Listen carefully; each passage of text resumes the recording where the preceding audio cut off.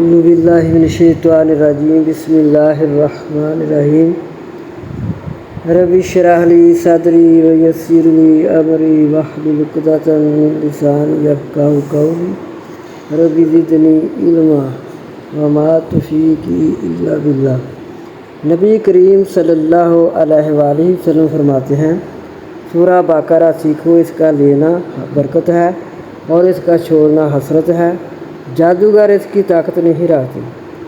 پھر کچھ دیر چپ رہنے کے بعد فرمایا، سورہ بقرہ اور سورہ آل عمران سیکھو، یہ دونوں نورانی صورتیں ہیں، اپنے پڑھنے والے پر سائبان یا بادل یا پرندوں کے جھنڈ کی طرح قیامت کے روز سایہ کریں گی۔ قرآن پڑھنے والا جب قبر سے اٹھے گا تو دیکھے گا کہ ایک نوجوان نورانی چہرے والا شخص اس کے پاس کھڑا ہوا ہے، کہتا ہے کہ کیا آپ مجھے پہچانتے ہیں؟ وہ آدمی کہے گا یا عورت یا جو بھی قرآن کو پڑھتا ہے یہ کہے گا کہ نہیں، تو وہ جواب دے گا کہ میں قرآن ہوں جس نے دنوں کو تجھے بھوکا پیاسا رکھا تھا اور راتوں کو بستر سے دور بیدار رکھا تھا۔ ہر تاجر اپنی تجارت کے پیچھے ہے، لیکن آج سب تجارتیں تیرے پیچھے ہیں۔ اب اسے ملک دائیں ہاتھ میں دیا جائے گا اور ہمیشگی بائیں ہاتھ میں۔ اس کے سر پر وقار و عزت کا تاج رکھا جائے گا۔ اس کے ماں باپ کو دو ایسے عمدہ قیمتی حلے پہنائے جائیں گے کہ ساری دنیا بھی اس کی قیمت کے سامنے ہیج ہو۔ وہ حیران ہو کر کہیں گے کہ آخر اس رحم و کرم کی، اس انعام و کرم کی کیا وجہ ہے؟ تو انہیں جواب دیا جائے گا کہ تمہارے بچے کی قرآن خوانی کی وجہ سے تم پر یہ نعمت انعام کی گئی۔ پھر اسے کہا جائے گا، پڑھتا جا اور جنت کے درجے چڑھتا جا۔ چنانچہ وہ پڑھتا جائے گا اور درجے چڑھتا جائے گا۔ تو نبی کریم صلی اللہ علیہ وآلہ وسلم نے ساتھ یہ فرمایا کہ جو ان آیات کو پڑھے، 10 آیات، سورہ بقرہ کی پہلی آیات آیت الکرسی یعنی مفلحون تک یا کہم یوقنون تک پڑھے، پھر آیت الکرسی پڑھے، پھر اس کے بعد والی 2 آیات لا اکراہ فی الدین سے شروع ہوتی ہیں، یہ والی 2 آیات پڑھیں، پھر اس کے بعد آمن رسول یعنی آخری آیات، یہ جملہ ہے 10 آیات کا۔ تو آپ صلی اللہ علیہ وسلم نے فرمایا جس گھر میں یہ 10 آیتیں پڑھے، اپنے بستر پر جا کر کوئی پڑھے سونے سے پہلے، تو اس گھر میں نہ شیطان آئے گا اور نہ اس کے گھر کوئی جادو چلے گا، تو اس کا ہر معاملات اللہ کے سپرد ہو جاتا ہے۔ اور نبی پاک صلی اللہ علیہ وسلم نے فرمایا کہ یہ اتنی فضیلت والی آیات ہیں، اتنی شفا والی ہیں کہ اگر کسی مجنون پر بھی پڑھی جائیں تو وہ بھی ٹھیک ہو جائے۔ تو اور آپ صلی اللہ علیہ وسلم نے فرمایا کہ آیت الکرسی جو ہے وہ تو میں عرش کے نیچے سے دیا گیا ہوں۔ تو یہ آیت الکرسی جو ہے یہ سب سے فضیلت والی آیت ہے۔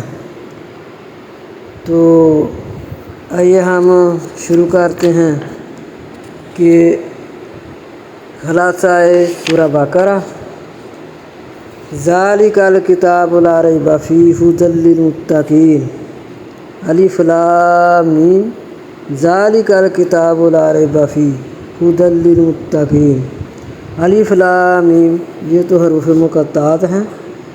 تو آگے اللہ تعالیٰ نے فرمایا ذالک الکتاب لا ریب فیہ، یہ کتاب نہیں شک اس میں ہدایت ہے متقین کے لیے، متقیوں کے لیے ہدایت ہے۔ الذین یؤمنون بالغیب، وہ لوگ وہ ایمان لاتے ہیں غیب پر یعنی چھپی ہوئی چیزوں پر جو انہوں نے دیکھی نہیں ہے، ان سب کو وہ مانتے ہیں۔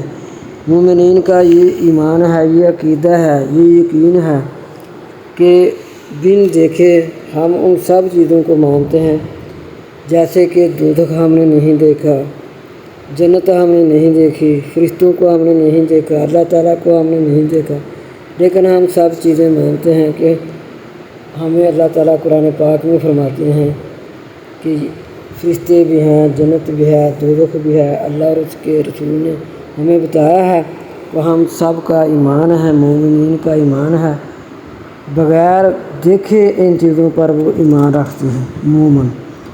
اور اللہ تعالیٰ نے فرمایا پھر مومنین کے اوصافوں میں سے یہ بھی اوصاف ہے کہ وہ قائم کرتے ہیں نماز کو، اور جو ہم نے ان کو رزق دیا وہ خرچ کرتے ہیں۔ اللہ تعالیٰ فرماتے ہیں جو ہم نے ان کو رزق دیا ان میں سے وہ خرچ کرتے ہیں، یہ بھی مومن کی صفت ہے۔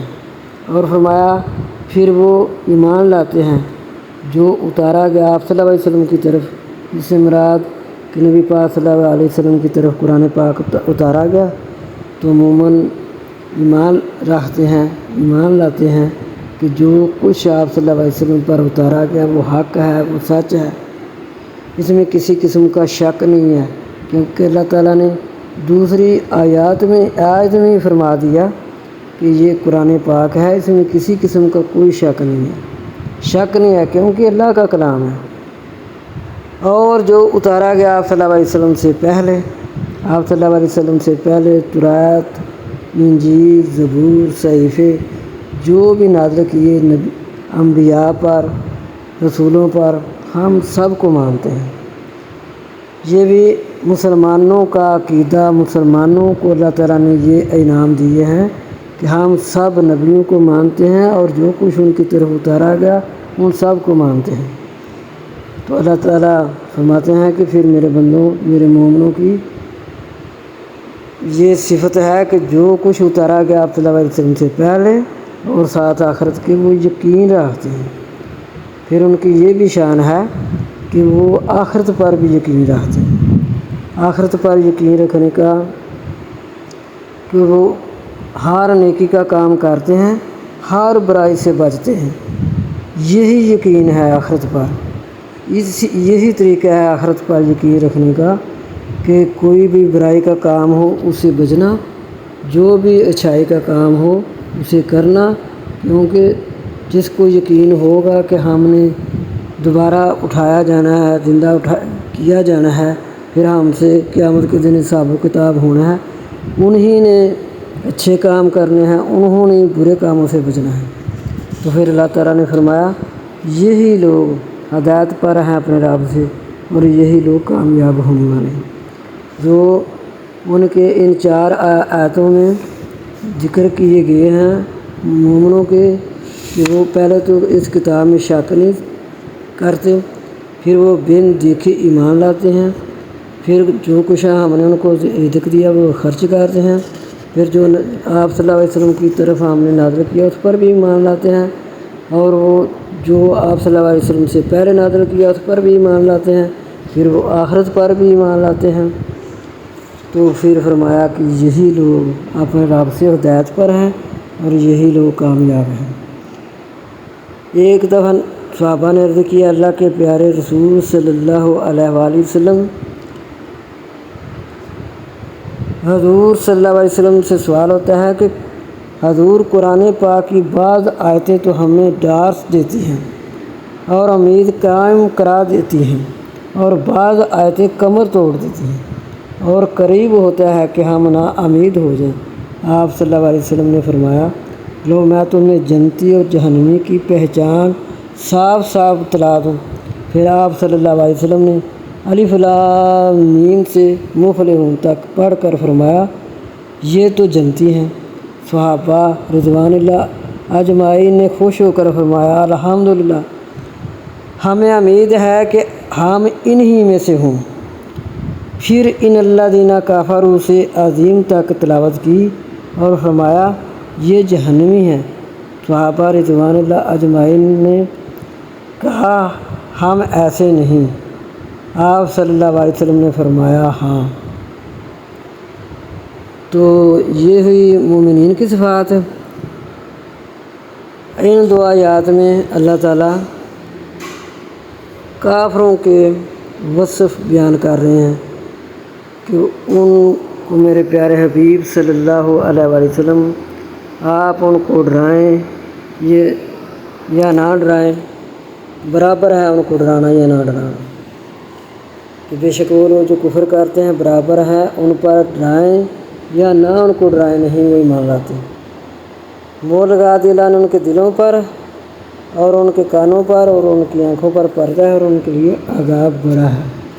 ان دو آیتوں میں اللہ تعالیٰ نے کافروں کا ذکر کیا کہ کافر جو ہیں ان کو ڈرائیں یا نہ ڈرائیں انہوں نے مانا نہیں۔ یہودیوں نے نہیں مانا وہ بھی کافر ہو گئے، عیسائیوں نے نہیں مانا وہ بھی کافر ہو گئے۔ کافر پہلے جو بدھ مذہب یا اور جنہوں نے قرآن کا انکار کیا، آپ صلی اللہ علیہ وسلم پر ایمان نہ لائے، وہ سب کے سب کافر ہو گئے۔ اس کے بعد اللہ تعالیٰ پھر منافقوں کا ذکر فرما رہے ہیں۔ وہ یہاں سے شروع ہوتا ہے وَمِنَ النَّاسِ مَن يَقُولُ آمَنَّا بِاللَّهِ وَبِالْيَوْمِ الْآخِرِ وَمَا هُم بِمُؤْمِنِينَ۔ اللہ تعالیٰ فرماتے ہیں بعض لوگوں میں سے بعض کہتے ہیں ہم ایمان لائے اللہ پر اور دن آخرت پر اور نہیں وہ ساتھ مومنوں کے، کیونکہ وہ دل سے نہیں مانتے، صرف زبان سے تو اقرار کرتے ہیں۔ یہ منافق ہیں۔ منافق کے دل میں کچھ اور ہوتا ہے، زبان میں کچھ اور ہوتا ہے۔ تو اللہ تعالیٰ فرما رہے ہیں اسی طرح یہ ایمان نہیں لاتے، یہ زبان سے تو ضرور اقرار کرتے ہیں لیکن ان کے دل میں ایمان نہیں ہوتا۔ یہ سمجھتے ہیں کہ ہم دھوکہ دے رہے ہیں اللہ کو اور ان لوگوں کو جو ایمان لائے، اور نہیں وہ دھوکہ دیتے مگر اپنی جانوں کو اور نہیں وہ سمجھتے۔ منافق جو چالیں چلتے ہیں، جو بھی الٹ پلٹ کام کرتے ہیں، وہ کہتے ہیں کہ شاید ہم مومنین کو یا اللہ تعالیٰ کو دھوکہ دے رہے ہیں، تو لہذا ان کا اپنا ہی نقصان ہوتا ہے۔ آپ خود کو دھوکہ دیتے ہیں، اللہ اور اس کے رسول کو دھوکہ نہیں دے سکتے۔ تو ان 13 آیات میں اللہ تعالیٰ نے ذکر کیا منافقین کا۔ اللہ تعالیٰ نے ان آیات میں منافقین کا ذکر کیا۔ پھر اس کے بعد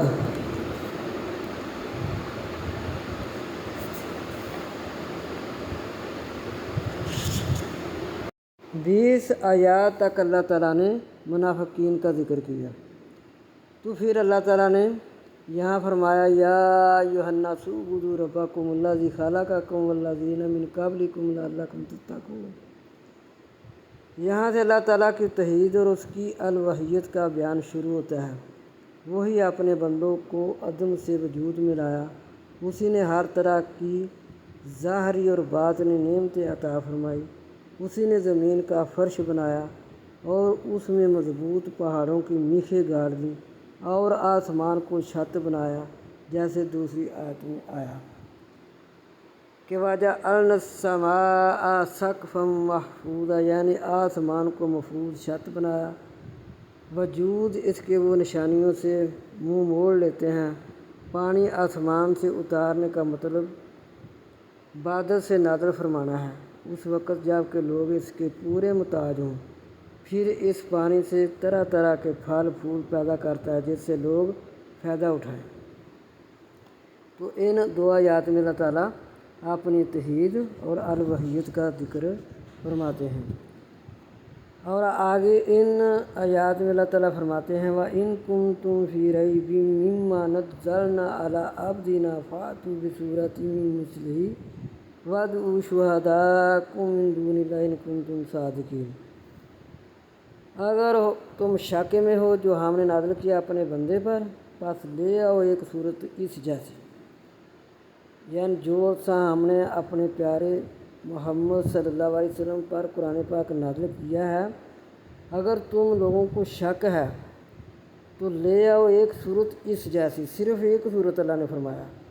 پھر اللہ تعالیٰ نے یہ بھی نہیں فرمایا کہ آپ لوگ سورہ بقرہ جیسی صورت لے آئیں یا سورہ انعام جیسی۔ اللہ تعالیٰ نے صرف صورت کہا ہے کہ ایک صورت لے آئیں اور بلاؤ اپنے مددگاروں کو اللہ کے سوا اگر تم سچے ہو۔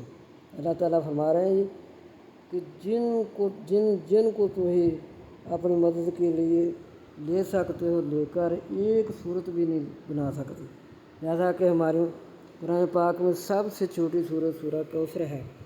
اللہ تعالیٰ نے انہیں صورت کے بارے میں کہا ہے، چھوٹی بڑی کا بھی نہیں کہا، صرف یہ فرمایا کہ ایک صورت لیں۔ تو اللہ تعالیٰ نے فرمایا پس نہ وہ کر سکتے ہیں اور ہرگز نہ کر سکیں گے، کبھی قیامت تک ایسا نہیں ہو سکے گا کہ یہ کوئی صورت لے آئیں۔ پاک ڈروا سے وہ جو ایندھن ہے لوگوں کا اور پتھروں کا تیار کی گئی ہے کافروں کے لیے۔ تو اللہ تعالیٰ پھر اس کے بعد پھر مومنین کا ذکر فرماتے ہیں کہ وَبَشِّرِ الَّذِينَ آمَنُوا وَعَمِلُوا الصَّالِحَاتِ۔ یہاں پھر اللہ تعالیٰ مومنوں کا ذکر فرماتے ہیں کہ ان کو اللہ تعالیٰ جو لوگ عمل کرتے ہیں اچھے، ایمان لا کر، مسلمان ہو کر، مومن بن کر، جب وہ اچھے عمل کرتے ہیں ان کے لیے جنت ہے جن کے نیچے بہتی ہیں نہر، ہمیشہ رہیں گے اس میں۔ تو جب انہیں پھلوں میں سے رزق دیا جائے گا کہیں گے یہ تو وہی رزق ہے جو ہم کو پہلے سے دیا گیا، اس کے ساتھ ملتا جلتا ہے، اور ان کے لیے اس میں بیویاں پاک ہوں گے اور وہ اس میں ہمیشہ رہیں گے۔ تو پھر اس کے بعد اللہ تعالیٰ اس آیت میں فرماتے ہیں ان اللہ لا یستحیی، بے شک اللہ نہیں شرم کرتا یا شرماتا یہ کہ بیان کرتا ہے مثال مچھر کی۔ تو اس آیت میں اللہ تعالیٰ فرما رہے ہیں کہ مچھر یا مچھر سے چھوٹی کوئی چیز اگر سارے مل کر بنا سکتے ہو تو بنا لو۔ اس میں مچھر کا ذکر کیا اللہ نے کہ مچھر سے چھوٹی چیز بھی کوئی بنا سکتے ہو تو بنا لو۔ پھر اللہ تعالیٰ اس کے بعد فرماتے ہیں کیف تکفرون باللہ وکنتم امواتا، کس طرح تم کفر کرتے ہو اللہ کا اور تھے تم مردہ، پس تم کو زندہ کیا، پھر مارے گا تم کو، پھر زندہ کرے گا تم کو، پھر طرف اسی کی تم لٹائے جاؤ گے۔ اس آیت میں اللہ تعالیٰ نے فرمایا کہ تم لوگ کیسے کفر کرتے ہو، کس طرح تم کفر کر سکتے ہو جب کہ تم کچھ بھی نہیں تھے، تو اللہ نے تمہیں زندہ کیا، پھر مارے گا تم کو، پھر زندہ کرے گا تم کو، پھر طرف اسی کی تم لٹائے جاؤ گے۔ پھر اس کے بعد اللہ تعالیٰ فرماتے ہیں هو الذی خلق لکم ما فی الارض جمیعا، اللہ تعالیٰ وہی ذات پاک ہے جس نے پیدا کیا تمہارے لیے جو زمین میں ہے تمام، ثم استوی، پھر توجہ کی، الی السماء، آسمان کی طرف، فسواہن، پس درست کیا ان کو، سبع سماوات، سات آسمانوں کو ٹھیک ٹھاک بنایا اور وہ ہر چیز کو جاننے والا ہے۔ پھر اس کے بعد اللہ تعالیٰ نے حضرت آدم علیہ السلام کا تذکرہ کیا۔ اللہ تعالیٰ نے حضرت آدم علیہ السلام کے بارے فرمایا اے نبی صلی اللہ علیہ وآلہ وسلم وَإِذْ قَالَ رَبُّكَ لِلْمَلَائِكَةِ إِنِّي جَاعِلٌ فِي الْأَرْضِ خلیفہ، جب فرمایا آپ صلی اللہ علیہ وسلم کے رب نے فرشتوں کے لیے انی، بے شک میں، جاعل، بنانے والا ہوں، فی الارض، زمین میں، خلیفہ۔ قالوا، کہا انہوں نے، اتجعل، کیا تو بنائے گا، فیہا، بیچ اس کے، من یفسد، جو فساد کریں گے، فیہا، اس میں، ویسفک الدماء، اور گرائیں گے خون ریزی کریں گے، قتل و غارت کریں گے، ونحن نسبح بحمد ربک ونقدس لک، اور ہم تیری تسبیح بیان کرتے ہیں اور ہم تیری پاکی بیان کرتے ہیں۔ فرمایا اللہ تعالیٰ نے قال انی اعلم ما لا تعلمون، فرمایا جو میں جانتا ہوں تم نہیں جانتے۔ تو یہ فرشتوں کا اللہ تعالیٰ کے ساتھ یہ باتیں ہوئیں۔ تو ان آیات میں اللہ تعالیٰ نے آدم علیہ السلام کا قصہ بیان کیا کہ ایسے اللہ تعالیٰ نے حضرت آدم علیہ السلام کو پیدا کیا، فرشتوں کے ساتھ جو مکالمہ ہوا وہ اس میں بیان ہوا۔ پھر اس کے بعد اللہ تعالیٰ نے بنی اسرائیل کا تذکرہ کیا۔ فرمایا یا بنی اسرائیل اذکروا نعمتی التی انعمت علیکم، اے بنی اسرائیل یاد کرو میری نعمت وہ جو میں نے انعام کی تم پر، اور پورا کرو میرا حق۔ اور میں پورا کروں گا تمہارا حد اور خاص مجھ سے پڑھ دو۔ پھر فرمایا وَلَا تَلْبِسُوا الْحَقَّ بِالْبَاطِلِ وَتَكْتُمُوا الْحَقَّ وَأَنْتُمْ تَعْلَمُونَ۔ یہ بھی اور فرمایا وَأَقِیمُوا الصَّلَاةَ وَآتُوا الزَّکَاةَ وَارْکَعُوا مَعَ الرَّاکِعِینَ۔ یہاں اللہ تعالیٰ نے نماز کا حکم بھی دیا اور فرمایا کہ جھوٹ کے ساتھ سچ نہ ملاؤ، اور نہ تم ملاؤ سچ کو ساتھ جھوٹ کے، تم چھپاتے ہو سچ کو اور تم جانتے ہو، اور نماز کو قائم کرو اور زکوٰۃ کو ادا کرو، رکوع کرنے والوں کے ساتھ۔ اور اللہ تعالیٰ فرماتے ہیں أَتَأْمُرُونَ النَّاسَ، کیا تم حکم کرتے ہو لوگوں کو بالبر ساتھ نیکی کے، وَتَنْسَوْنَ اور تم بھول جاتے ہو أَنفُسَکُم اپنی جانوں کو، وَأَنْتُم اور ہو تم تَتْلُونَ الکتاب پڑھتے کتاب، أَفَلَا تَعْقِلُونَ کیا پس تم عقل نہیں کرتے۔ یہاں اللہ تعالیٰ فرماتے ہیں کہ لوگوں کو اگر حکم کرتے ہو نیکیوں کا پہلے خود کرو۔ اور یہاں اللہ تعالیٰ فرما رہے ہیں وَاسْتَعِینُوا بِالصَّبْرِ وَالصَّلَاةِ وَإِنَّهَا لَكَبِیرَةٌ إِلَّا عَلَى الْخَاشِعِینَ، اور مدد چاہو ساتھ صبر اور نماز کے، اور بے شک البتہ بڑی ہے مگر اوپر ڈرنے والوں کو۔ جب بھی کوئی مشکل آئے، جب کوئی ضرورت ہو، اللہ تعالیٰ فرماتے ہیں جب تمہیں کوئی مصیبت پہنچے تو مدد چاہو ساتھ صبر اور نماز کی۔ آپ صلی اللہ علیہ وسلم کی عادت پاک تھی کہ جب آپ صلی اللہ علیہ وسلم کو خوشی ہوتی تب بھی آپ صلی اللہ علیہ وسلم 2 نفل ادا کرتے، اور جب کبھی آپ صلی اللہ علیہ وسلم کو کوئی پریشانی ہوتی تب بھی آپ صلی اللہ علیہ وسلم 2 نفل پڑھتے اور دعا مانگتے۔ تو آپ صلی اللہ علیہ وسلم نے فرمایا اسی طرح دعا پہلے نماز پڑھو، 2 نفل پڑھو، بعد میں اللہ تعالیٰ سے دعا کرو، پھر اللہ تعالیٰ اس دعا کو قبول کرتے ہیں۔ اور پھر فرمایا کہ صبر یہی ہے، روزہ صبر سہاتا ہے، اسی لیے روزہ کو کہا گیا ہے کہ روزہ آدھا صبر ہے۔ اور پھر فرمایا آپ صلی اللہ علیہ وسلم نے جب کہ کوئی صبر کرتا ہے جب اس کو مصیبت پہنچتی ہے تو صبر کرتا ہے، مصیبت کے وقت صبر اور گناہوں کے کرنے سے صبر، جب کسی کو کوئی مصیبت پہنچے تو صبر کرتا ہے نا، اس سے زیادہ صبر یہ ہے کہ وہ گناہوں کے کام نہ کرے، تو یہ اس سے افضل صبر ہے۔ جب کہ اس کو کوئی مصیبت پہنچی، دکھ پہنچا تو اس نے صبر کیا، یہ بھی تو بہت بڑا صبر ہے۔ لیکن آپ صلی اللہ علیہ وسلم نے فرمایا کہ یہ صبر اس سے زیادہ اچھا ہے، زیادہ اجر والا ہے کہ وہ کوئی گناہ کرنا چاہے تو گناہ نہ کرے، صبر کرے۔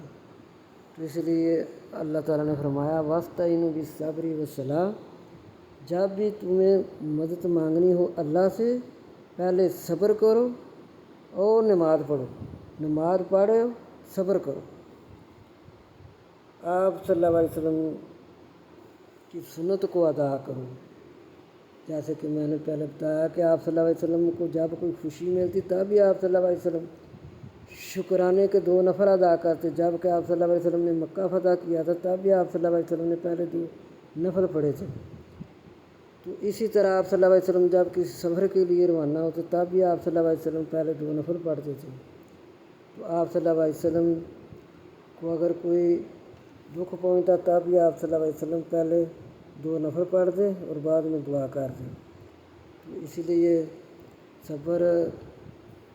اس صبر کو زیادہ افضل قرار دیا کہ جو مصیبتوں کے وقت صبر کیا جاتا ہے اس سے یہ زیادہ صبر اچھا ہے کہ جب تم کو گناہ کرنا ہو تو وہ گناہ نہ کیا جائے، تو یہ صبر زیادہ اچھا ہے۔ تو اللہ تعالیٰ ہمیں جو سنایا اس پر عمل کرنے کی توفیق عطا فرمائے، اللہ تعالیٰ ہمیں منزل مقصود پر پہنچائے۔ پھر اللہ تعالیٰ فرماتے ہیں یا بنی اسرائیل اذکروا نعمتی التی انعمت علیکم انی فضلتکم علی العالمین۔ یہاں بنی اسرائیل کا پھر ذکر کیا، پھر فرمایا واتقوا یوما لا تجزی نفس، اس دن سے ڈر جو۔ پھر اس کے بعد اللہ تعالیٰ نے بنی اسرائیل کا ذکر فرمایا حضرت موسیٰ علیہ السلام کی قوم کا، وَإِذْ نَجَّيْنَاكُم مِّنْ آلِ فِرْعَوْنَ يَسُومُونَكُمْ سُوءَ الْعَذَابِ يُذَبِّحُونَ أَبْنَاءَكُمْ وَيَسْتَحْيُونَ نِسَاءَكُمْ وَفِي ذَلِكُمْ بَلَاءٌ مِّن رَّبِّكُمْ عَظِيمٌ۔ اور جب ہم نے بچایا تم کو آل فرعون سے، وہ چکھاتے تھے تم کو برا عذاب، وہ ذبح کرتے تھے تمہارے بیٹوں کو، اور وہ زندہ رکھتے تھے تمہاری عورتوں کو، اور اس میں آزمائش تھی تمہارے رب سے بڑی۔ تو یہ سورت کو سورہ بقرہ اس لیے کہا جاتا ہے کہ یہ بقرہ کے نام سے سورہ ہے۔ تو یہ اس میں حضرت موسیٰ علیہ السلام کی قوم کا ذکر ہے، جب کہ انہوں نے ایک آدمی کو قتل کیا۔ وہ حضرت موسیٰ علیہ السلام کے پاس آئے تو انہوں نے آن کر عرض کی کہ اللہ کے رسول، ہمارے قتل ہو گیا ہے، تو بتائیں اس کو کس نے قتل کیا؟ تو حضرت موسیٰ علیہ السلام نے ان کو گائے کے بارے میں کہا۔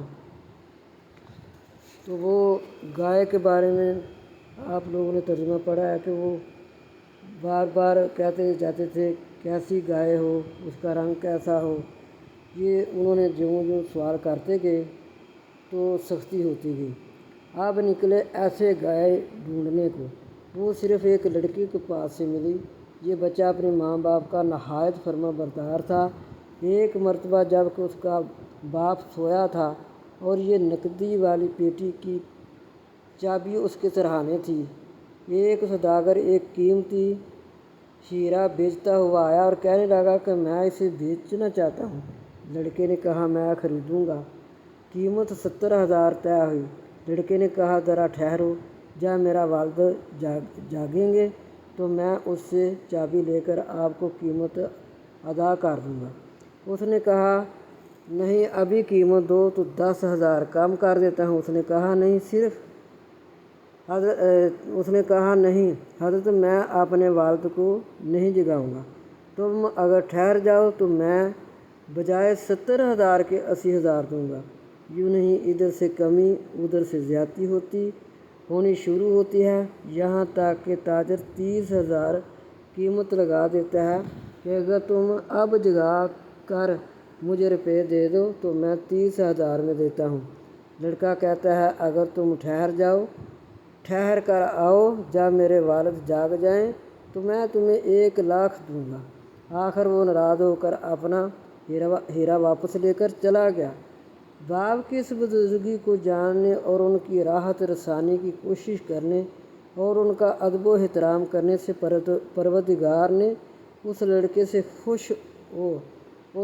سے خوش ہو جاتا ہے اور اسے یہ گائے عطا فرما دیتا ہے۔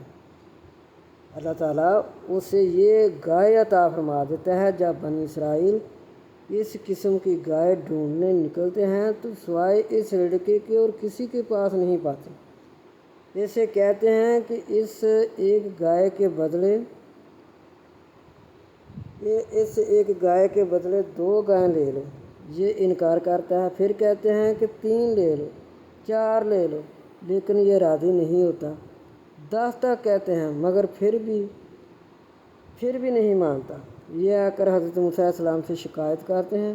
آپ فرماتے ہیں جو یہ مانگے دو اور اسے راضی کر کے گائے خرید لو۔ آخر کار گائے کے وزن کے برابر سونا دیا گیا۔ تب اس نے اپنی گائے نہ بیچی۔ یہ برکت خدا تعالیٰ نے ماں باپ کی خدمت کی وجہ سے اسے عطا فرمائی۔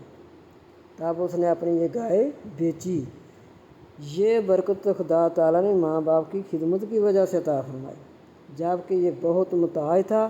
اس کے والد کا انتقال ہو گیا تھا اس بچے کا، اور اس کی بیوہ ماں غربت اور تنگی کے دن بسر کر رہی تھی۔ غرض اب یہ گائے خرید لی گئی اور اسے ذبح کیا گیا اور اس کے جسم کا ایک ٹکڑا لے کر مقتول کے جسم سے لگایا گیا تو اللہ تعالیٰ کی قدرت سے وہ مردہ جی اٹھا۔ اس سے پوچھا گیا کہ تمہیں کس نے قتل کیا؟ اس نے کہا میرے بھتیجے نے، اس لیے کہ وہ میرا مال لے لے، میری لڑکی سے نکاح کر لے۔ بس اتنا کہہ کر وہ پھر مر گیا اور قاتل کا پتہ لگ گیا، اور بنی اسرائیل میں جو جنگ و جدال ہونے والی تھی وہ رک گئی، اور یہ فتنہ دب گیا۔ اس بھتیجے کو لوگوں نے پکڑ لیا، اس کی کیا مکاری کھل گئی اور اسے اس کے بدلے میں قتل کر ڈالا گیا۔ یہ قصہ مختلف الفاظ سے مروی ہے، لیکن یہ دیکھو کہ جس نے اپنے باپ کی اتنی قدر کی، اس کی اللہ تعالیٰ نے کتنی قدر کی۔ اتنی قدر کرنے کی وجہ سے اتنی بڑی گائے عطا کی گئی کہ اس کے برابر سونا دیا گیا، تب اس بچے نے اپنی گائے بیچی۔ تو اس لیے اس سورہ کا نام بقرہ ہے۔ تو پھر یہ بقرہ کا ذکر یہاں تک ہوا، نصف پارے تک۔ تو اللہ تعالیٰ ہمیں جو کچھ سنا ہے اس پر عمل کرنے کی توفیق عطا فرمائے، تو ہم اسی طرح ماشاءاللہ پڑھتے رہیں، آمین، اور عمل بھی کرتے رہیں۔